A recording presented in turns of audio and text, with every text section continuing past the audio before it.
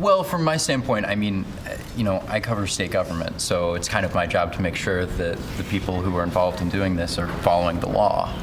So that's certainly a reason. The other reason is that, the Constitution protects against cruel and unusual punishment. As Kay mentioned earlier, though, it's not just about the Eighth Amendment. Bill, you said you're ambivalent about the death penalty. Are you ambivalent about the way it's carried out? Yes, I was interested to see if this new method created any great discomfort or if there was any apparent pain. And if there was, I certainly didn't see it. I mean, the operation went smoothly. I mean, maybe there's no good way if you're going to have a death penalty. Is it possible to have a good way to do it? I want to comment on that a little bit. You mentioned why should we care? I think the reason we should care is because every time the state of Missouri executes a person, they're doing it in the name of every citizen of the state of Missouri. So I care. I care what my government is doing.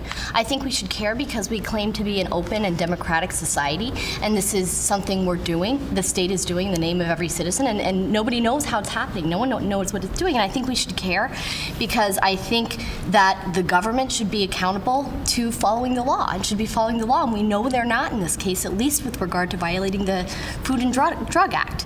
So I think that's in terms of the question of why we should care. The other question you just asked, though, is also related to that. Can you repeat it?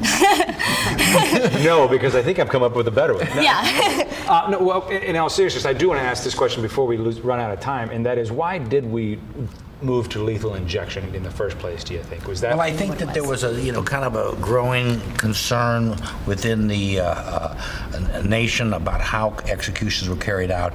There was lethal gas that was oftentimes used, there was electrocution, which had people bleeding from their eyeballs and all kinds of really horrible things.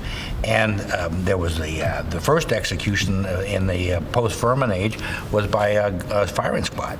And so I think that the state understood that this was a PR move to sort of, calm down the harsh criticism when these people were having these gruesome deaths. So it's certainly easier on the people witnessing the execution, disregarding, how it feels or how long it takes for the person actually being executed. It's much easier in terms of the people witnessing it. It looks like a medical procedure. It's much cleaner than the methods that he just described, firing squad, gas chamber. Gas chamber is still currently on statute as something that's legal in Missouri, but we obviously don't have a gas chamber. We've discussed the firing squad, and some have said it's more humane. Well, it would certainly be quicker. That process... And this is, and we're not being, we're not joking around here. You're saying because these would be trained people who know exactly what they're doing or something. No, they're not trained. I mean, the doctor who was carrying out. I'm talking about the idea that actual Yeah. firing squad would be more humane than the however many minutes. Well, and this is something that's been brought up by one state representative. It's a statement bill. It doesn't stand much chance, but there are some who would contend that it certainly would be better for the inmate because it's not something that's going to take, tens of minutes or 20 to 25 minutes where we really don't know, what's going on within that person's body.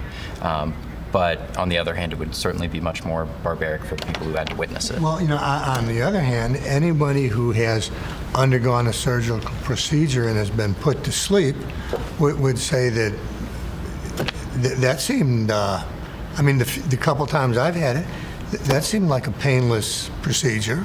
I mean, I'd rather have that than a firing squad. The one caveat to that would be you likely haven't been put under by compounded drugs. You've likely been put under by manufactured drugs. I hope you're right. I like to think you are.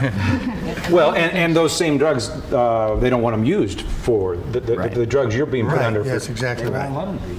And one of the things that happens, and one of the concerns everyone had, was that the procedures oftentimes make the guy unable to talk or cry out or show in any way that he was in pain. And that was one of the real problems with the 3-drug cocktail.